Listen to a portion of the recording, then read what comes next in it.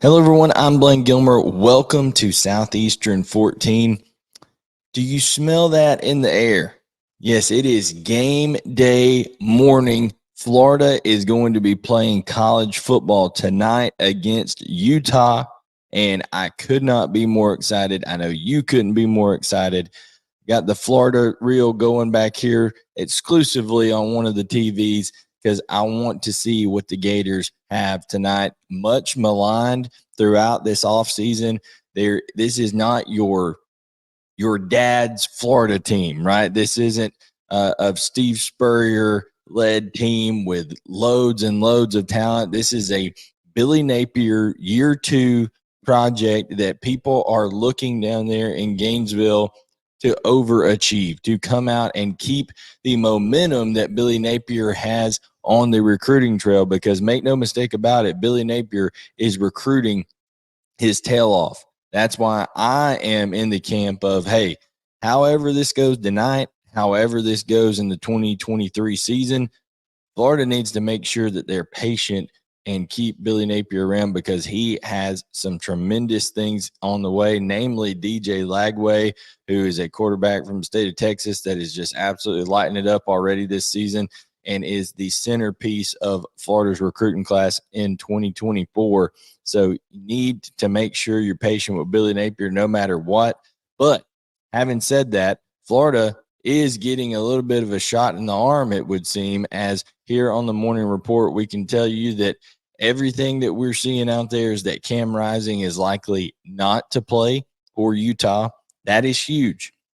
That is huge, because Cam Rising is basically a linebacker at quarterback. He has a attack mentality. He is dangerous with his legs. He is experienced. He's a guy that has done it all, seen it all, and is just a winning football player for Kyle Whittingham.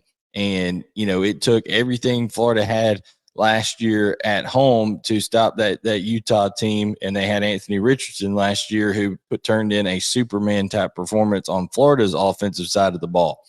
So this year, what do I want to see out of Florida, and what do Florida fans want to see out of Florida in this road matchup against the back-to-back defending Pac-12 champions? Of course, Florida was able to outlast Utah last year, but what will it take for Florida to do it 2 years in a row? So that news of Cam Rising not being available for Utah, according to reports, is huge. It's even bigger for Florida after they lost Boone on the defensive front to a knee injury himself in fall camp. And they've got some young pieces up front. They do have one main returner at the jack position in Princely Emmanuelian, who's going to be coming back, and he's a leader. He's been named a captain for that Florida team. But when you're looking at transfer guys up front like Cam Jackson and Caleb Banks, then, of course, you have Tyreek Sapp, who's been there. He's a redshirt sophomore.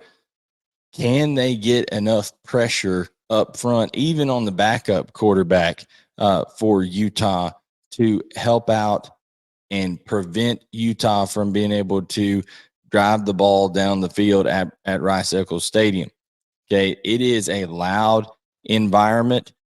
Florida needs to take the air out of that place by getting some pressure on that quarterback, keeping them in long yardage situations on offense, keeping them behind the chains. And with these clock rules, Florida's defense can really help shorten the game, because listen, if you sack that quarterback, if you make them, hey, you know, we've got a young guy in there, we don't really want to push it down the field, let's run a draw right here, that clock keeps rolling. Florida's defense can help shorten this football game, and they have players at linebacker like Shamar James. They have players on the back end like safety Jason Marshall, who's also been named a captain for this game for Florida. So Florida has guys on the defensive side that can make enough plays to help shorten this game and keep it a close game. You see the spread has already come down with this news of Cam Rising trickling out there that he's likely going to be unavailable. It's went from over 7.5 in some places down to, I've seen it at 4.5 as of recording of this. It could come down even more towards game time. But here's who I need to see step up for the Florida Gators. Graham Mertz. And Graham Mertz is going to be the starting quarterback. Of course, he played at Wisconsin, and he's played a lot of football. Okay, this is a guy who there's no shortage of experience for Graham Mertz. He has over 773 pass attempts in his career. But I want to look at the trends for Graham Mertz, both on the road and also in the month of September. Graham Mertz has played in a lot of big-time road games, and in his career on the road, Graham Mertz has completed only 55.5% of his passes when he was at Wisconsin and has a 16-12 touchdown to interception ratio. Got to value the football, got to be able to produce a little bit more than that and be more efficient than that, especially on third down. Got to be able to help extend some drives like Anthony Richardson was able to do with his legs last year. I'm not saying Graham Mertz has to run particularly for first downs, but Graham Mertz has a young, in terms of experience, offensive line in front of him. 4 out of 5 starters from last year gone for Florida. So they're filling in new pieces there. They were able to run the ball extremely effectively. They have great running backs this year still in Montrell Johnson and Trevor Ettiene that are coming back. You've got to be able to not be one-dimensional. And listen, there's going to be times where a very, very talented, maybe the most talented front seven that Kyle Whittingham has had is going to pin its ears back and come after Graham Mertz. Can he buy enough time with pocket movement? Can he escape one guy and extend a play, give a Florida receiver a time to get open? Because Florida doesn't have what you would call an elite receiver. Okay. They don't have guys that are, number ones that would be number ones at other places in the SEC. They have tough guys. They have guys who are going to compete, like Ricky Pearsall. We need to see what Khalil Jackson's going to be able to provide. Is Caleb Douglas going to step up? Marcus Burke has been there. This is his third year in the program. What can he do? Jaquavion Fraziers has been around a while. I know that more talented guys are the freshmen like Eugene Wilson and Andy Jean. You got Aiden Mizell who can fly as well. But I don't think in this environment on the road, a place like Utah where the stadium is going to be shaken, I don't think you need to say, all right, we're going to depend on freshmen to pull us out of the fire here.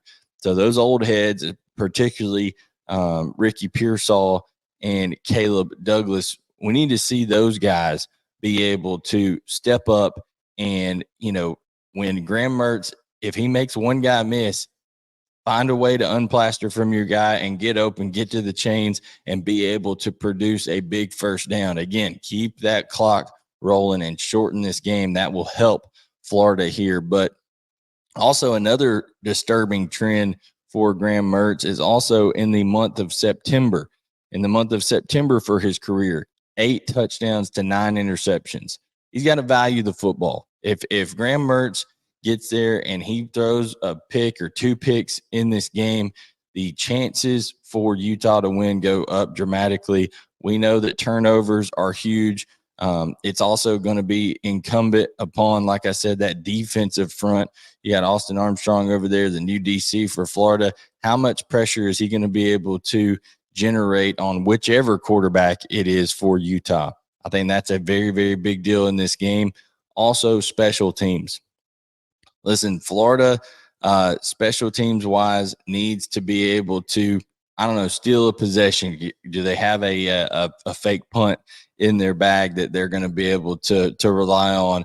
Are they going to be able to block a kick and really change field position, or heck, even get a score on special teams? That would be absolutely huge on the road against a very, very well coached Utah team that is going to, by all indications, be missing its kind of heart and soul over there in Cam Rising on offense. Okay, so if Florida could manufacture a score, whether that's defensively or on special teams, we know that is an indicator that the chances of winning go way, way up, like jump dramatically when you look at an odds chart for a game where the road team and then also the team scores either on defense or special teams. So Florida's going to need to do something special like that. But particularly the player that needs to step up the most is Graham Mertz. And it's because of those numbers we talked about when he is on the road, 55%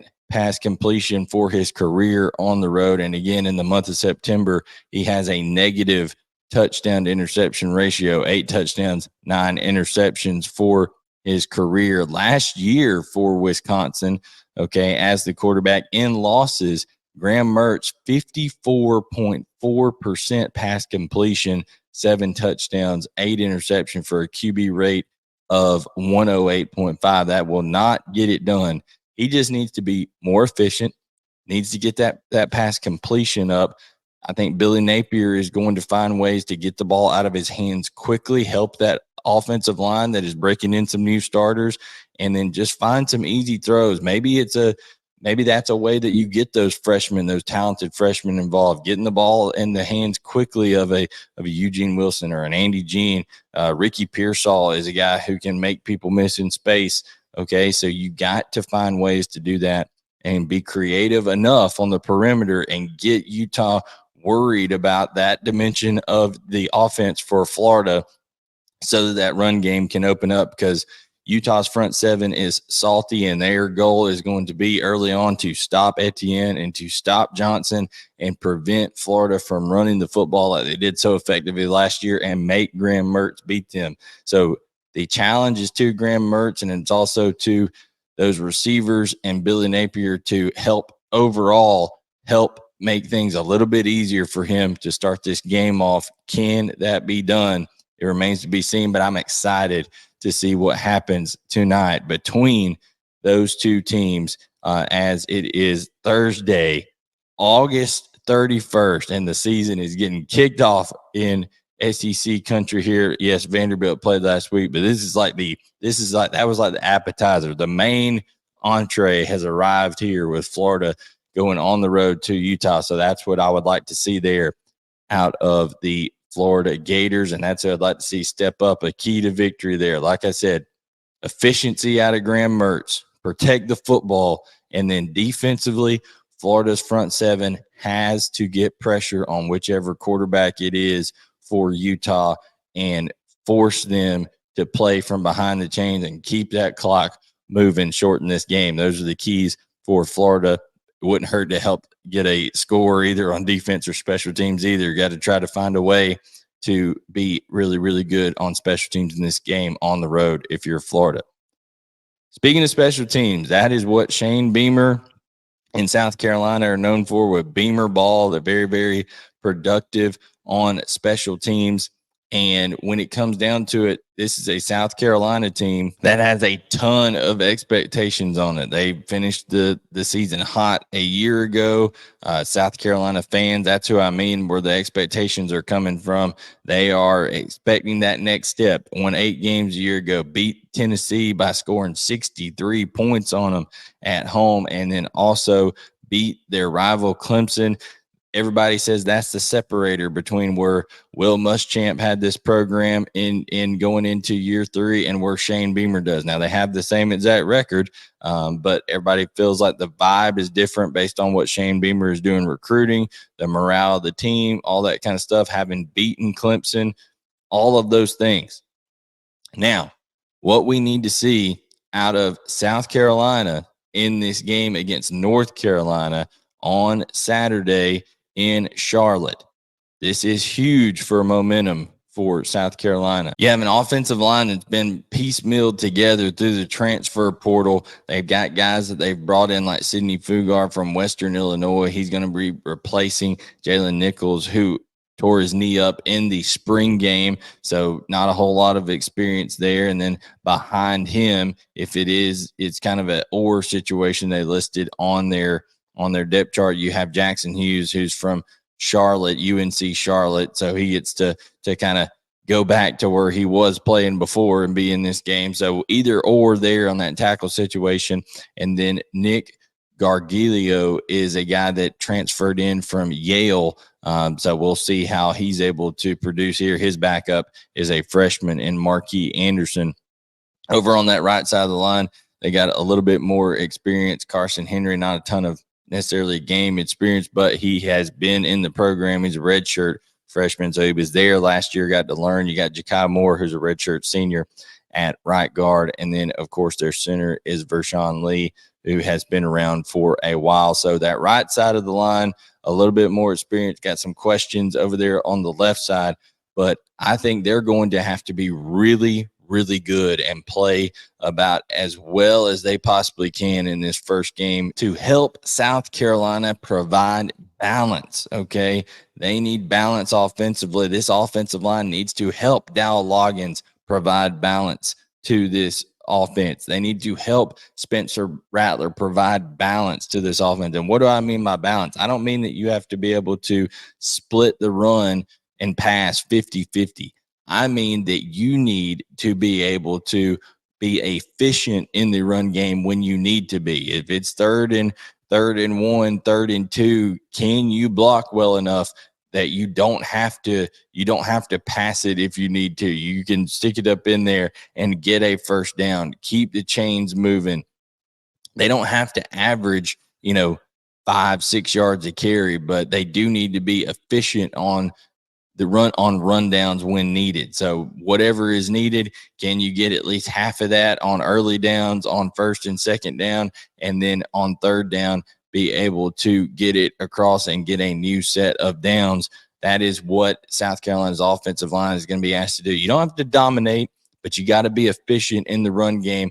And also, it wouldn't hurt if you trended a little bit more towards that dominant side, because you got some running backs that aren't necessarily the most proven in the world. They have Dakereyon, Joyner, and Juju McDowell listed on their roster as their 2 running backs for this game. Yes, they didn't even put anybody else on the depth chart. They have some guys that are, kind of fringe guys they're trying to work in. We'll see if any of them produce, but it looks like going into this one, Dakereyon, Joyner, and Juju McDowell are going to be the guys running the football.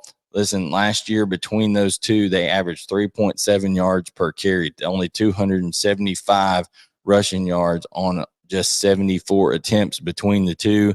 Marshawn Lloyd, Jaheim Bell carried the bulk of their rushing last year. We know Jaheim Bell is going to be playing Sunday night for Florida State, and we know that Marshawn Lloyd has already played a game with his new team in Southern Cal. So the lead of that rush attack is gone from a year ago. You need to see Dakereyon, Joyner, and Juju McDowell also help out that offensive line. They're going to have to make guys miss. They have the capability to be able to do that and make some plays, but man, it is going to be incumbent that South Carolina has balance in this game, because if North Carolina's defensive front, I know North Carolina's defense is not like, the Steelers or something back in 2008. It is not an elite defense, but any defense that knows a team is going to be one-dimensional and they can just pin their ears back and try to come after Spencer Rattler, if that offensive line isn't doing its part in terms of producing enough in the run game and then also protecting Spencer Rattler, then all those weapons that South Carolina has on the edge aren't going to be as effective. And I do think that is the strength of this team for South Carolina. Juice Wells, Xavier Leggette, Ahmarean Brown, all these guys, even Omega Blake has had a really good fall camp by all indications for South Carolina. Nyck Harbor is supposed to be healthy for South Carolina, and he's a guy that has elite speed that I think they'll throw it down the field to at least a couple times. Eddie Lewis is a guy that transferred in that they're looking to see do things. And then at tight end, you have both Trey Knox and Joshua Simon that they've liked what they've seen out of fall camp. Trey Knox could be a really, really big target for Spencer Rattler based off what we saw in the spring game. Those two already have a good rapport with one another. So do we see enough productive play out of South Carolina's offensive line to keep North Carolina honest when it comes to honoring the run? Can Juju McDowell and Dakereyon Joyner produce behind that offensive line, help Dowell Loggains and help Spencer Rattler out, because if you become one-dimensional early, it gets really, really tough.